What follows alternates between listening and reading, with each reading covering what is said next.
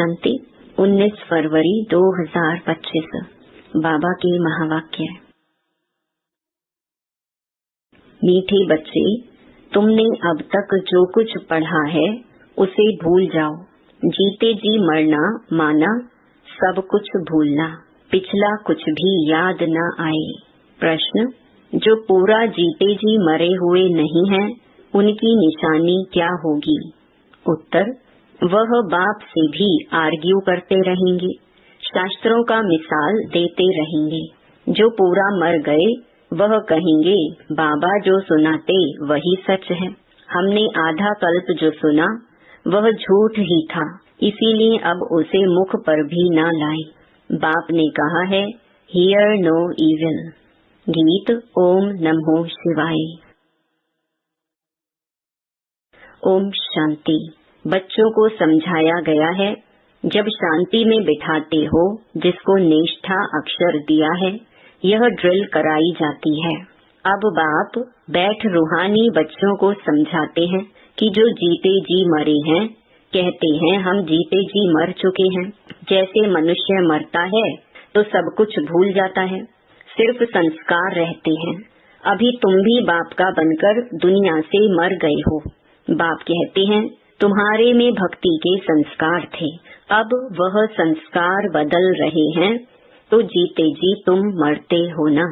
मरने से मनुष्य पढ़ा हुआ सब कुछ भूल जाता है, फिर दूसरे जन्म में नए सिर पढ़ना होता है। बाप भी कहते हैं, तुम जो कुछ पढ़े हुए हो वह भूल जाओ, तुम तो बाप के बने हो ना। मैं तुमको नई बात सुनाता हूँ, तो अब वेद, शास्त्र, ग्रंथ, जप, तप आदि यह सब बातें भूल जाओ। इसीलिए ही कहा है, hear no evil, see no evil. यह तुम बच्चों के लिए है। कई बहुत शास्त्र आदि पढ़े हुए हैं, पूरा मरे नहीं हैं तो फालतू आर्ग्यू करेंगे। मर गए फिर कभी आर्ग्यू नहीं करेंगे, कहेंगे बाप ने जो सुनाया है वही सच है, बाकी बातें हम मुख पर क्यों लाएं? बाप कहते हैं, यह मुख में लाओ ही नहीं। Hear no evil. बाप ने डायरेक्शन दिया ना, कुछ भी सुनो नहीं। बोलो अभी हम ज्ञान सागर के बच्चे बने हैं, तो भक्ति को क्यों याद करें? हम एक भगवान को ही याद करते हैं। बाप ने कहा है, भक्ति मार्ग को भूल जाओ। मैं तुमको सहज बात सुनाता हूँ कि मुझ बीज को याद करो तो झाड़ सारा बुद्धि में आ ही जाएगा। तुम्हारी मुख्य है गीता, गीता में ही भगवान की समझानी है। अब ये है नई बातें। नई बात पर हमेशा ज्यादा ध्यान दिया जाता है भी बड़ी सिंपल बात। सबसे बड़ी बात है याद करने की। घड़ी घड़ी कहना पड़ता है, मन मना भव। बाप को याद करो, यही बहुत गुहिया बातें हैं, इसमें ही विघ्न पड़ते हैं। बहुत बच्चे हैं जो सारे दिन में 2 मिनट भी याद नहीं करते, बाप का बनते भी अच्छा कर्म नहीं करते तो याद भी नहीं करते, विकर्म करते रहते हैं। बुद्धि में बैठता ही नहीं है तो कहेंगे यह बाप की आज्ञा का निरादर है, पढ़ नहीं सकेंगे, वह ताकत नहीं मिलती। जिस्मानी पढ़ाई से भी बल मिलता है ना। पढ़ाई है सोर्स ऑफ इनकम। शरीर निर्वाह होता है, सो भी अल्प काल के लिए। कई पढ़ते पढ़ते मर जाते हैं तो वह पढ़ाई थोड़े ही साथ ले जाएंगे, दूसरा जन्म ले फिर नए सिर पढ़ना पड़े। यहाँ तो तुम जितना पढ़ेंगे वह साथ ले जाएंगे, क्योंकि तुम प्रारब्ध पाते हो दूसरे जन्म में। बाकी तो वह सब है ही भक्ति मार्ग। क्या क्या चीजें हैं ये कोई नहीं जानते। रूहानी बाप तुम रूहों को बैठ ज्ञान देते हैं। एक ही बार बाप सुप्रीम रूह आकर रूहों को नॉलेज देते हैं, जिससे विश्व के मालिक बन जाते हो। भक्ति मार्ग में स्वर्ग थोड़े ही होता है, अभी तुम धनी के बने हो। माया कई बार बच्चों को भी निधन का बना देती है। छोटी छोटी बातों में आपस में लड़ पड़ते हैं, बाप की याद में नहीं रहते तो निधन के हुए ना।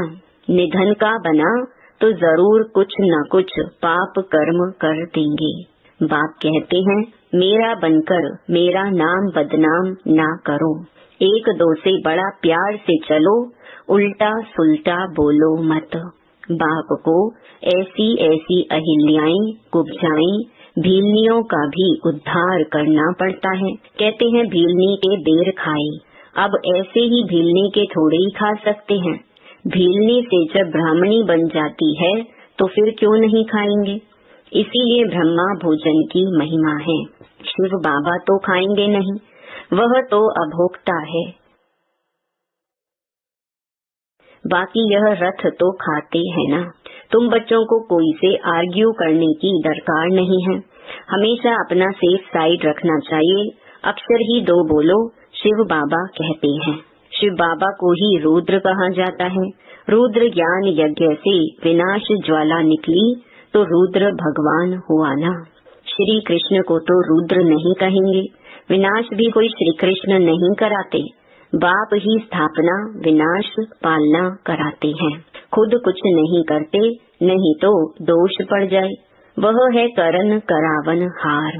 बाप कहते हैं हम कोई कहते नहीं हैं कि विनाश करो, यह सारा ड्रामा में नूंधा हुआ है। शंकर कुछ करता है क्या? कुछ भी नहीं, ये सिर्फ गायन है कि शंकर द्वारा विनाश। बाकी विनाश तो वह आपे ही कर रहे हैं। यह अनादि बना हुआ ड्रामा है जो समझाया जाता है। रचयिता बाप को ही सब भूल गए हैं।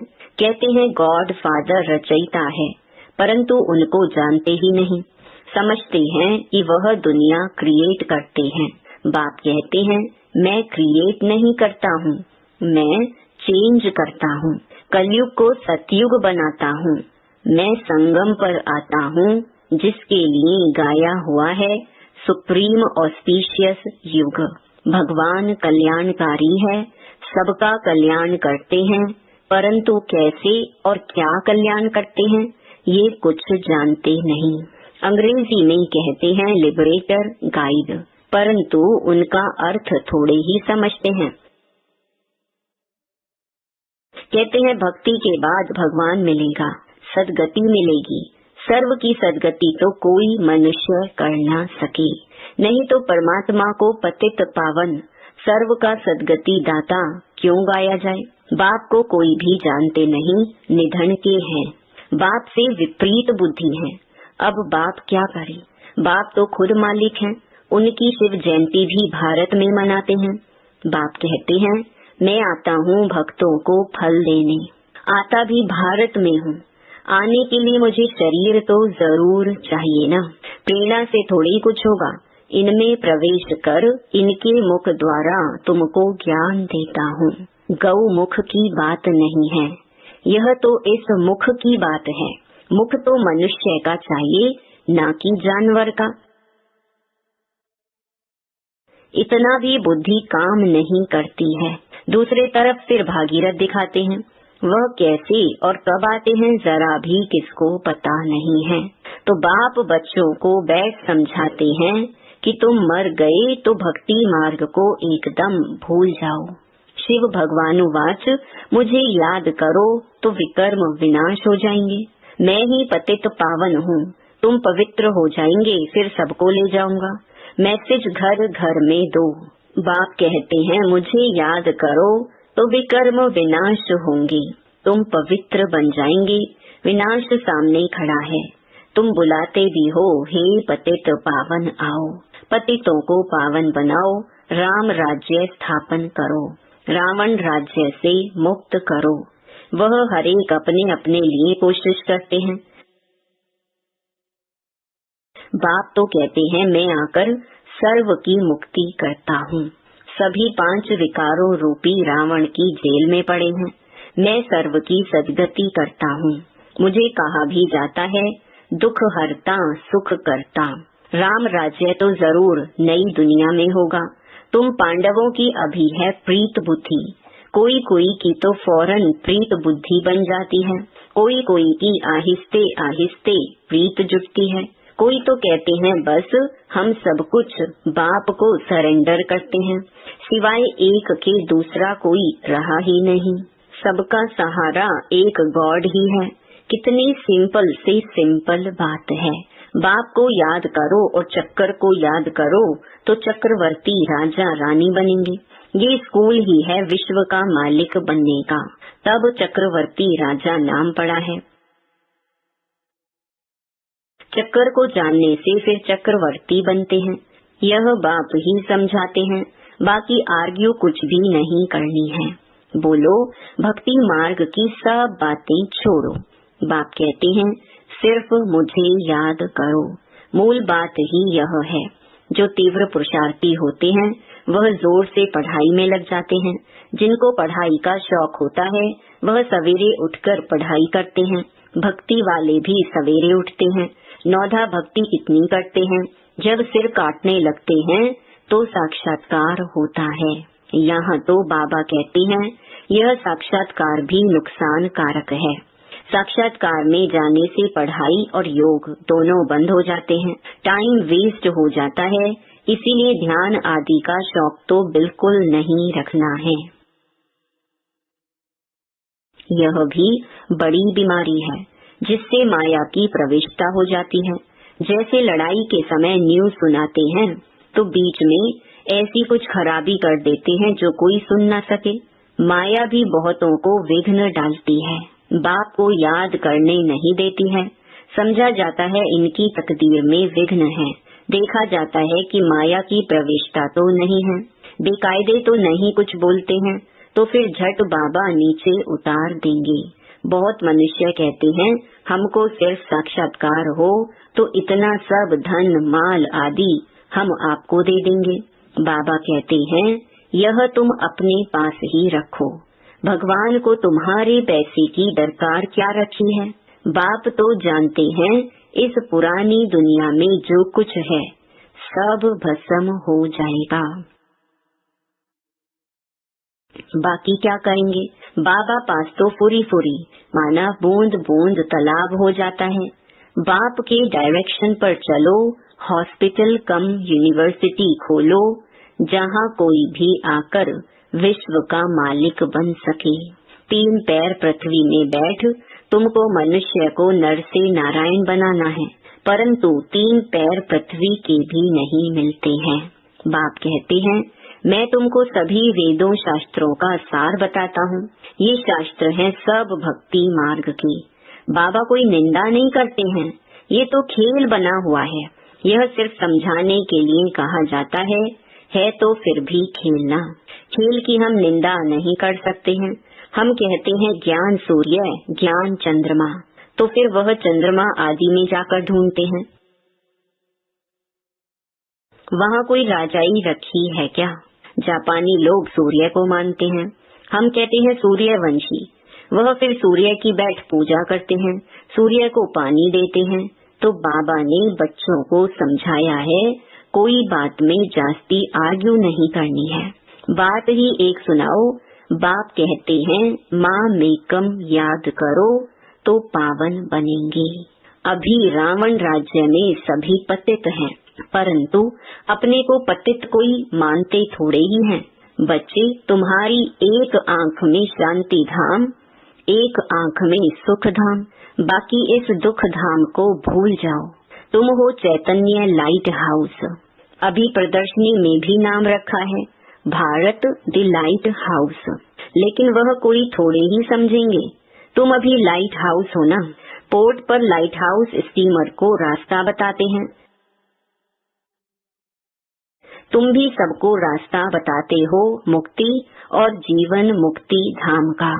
जब कोई भी प्रदर्शनी में आते हैं तो बहुत प्रेम से बोलो गॉड फादर तो सबका एक है ना। गॉड फादर या परम पिता कहते हैं कि मुझे याद करो तो जरूर मुख द्वारा कहेंगे ना। ब्रह्मा द्वारा स्थापना, हम सब ब्राह्मण ब्राह्मणियां हैं। ब्रह्मा मुख वंशावली। तुम ब्राह्मणों की वह ब्राह्मण भी महिमा गाते हैं। ब्राह्मण देवताए नमः। ऊंच ते ऊंच है ही एक बाप। वह कहते हैं मैं तुमको ऊंच ते ऊंच राज योग सिखाता हूँ, जिससे तुम सारे विश्व के मालिक बनते हो। वह राजाई तुमसे कोई छीन न सके, भारत का विश्व पर राज्य था। भारत की कितनी महिमा है। अभी तुम जानते हो कि हम श्रीमत पर यह राज्य स्थापन कर रहे हैं। अच्छा, मीठे मीठे सिकिलधे बच्चों प्रति माता पिता बाप दादा का याद प्यार और गुड मॉर्निंग। रूहानी बाप की रूहानी बच्चों को नमस्ते। धारणा के लिए मुख्य सार।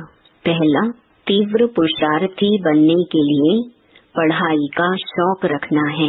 सवेरे सवेरे उठकर पढ़ाई पढ़नी है। साक्षात्कार की आश नहीं रखनी है, इसमें भी टाइम वेस्ट जाता है। दूसरा, शांति धाम और सुख धाम को याद करना है। इस दुख धाम को भूल जाना है। किसी से भी आर्ग्यू नहीं करनी है। प्रेम से मुक्ति और जीवन मुक्ति धाम का रास्ता बताना है।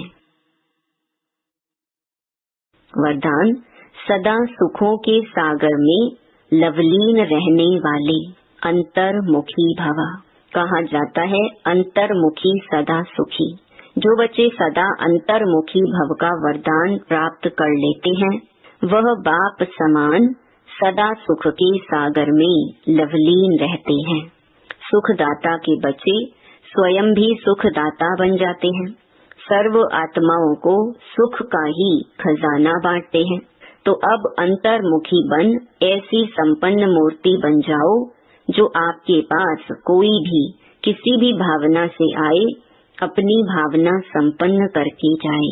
जैसे बाप के खजाने में अप्राप्त कोई वस्तु नहीं, वैसे आप भी बाप समान भरपूर बनो। स्लोगन, रूहानी शान में रहो तो कभी भी अभिमान की फीलिंग नहीं आएगी। ओम शांति।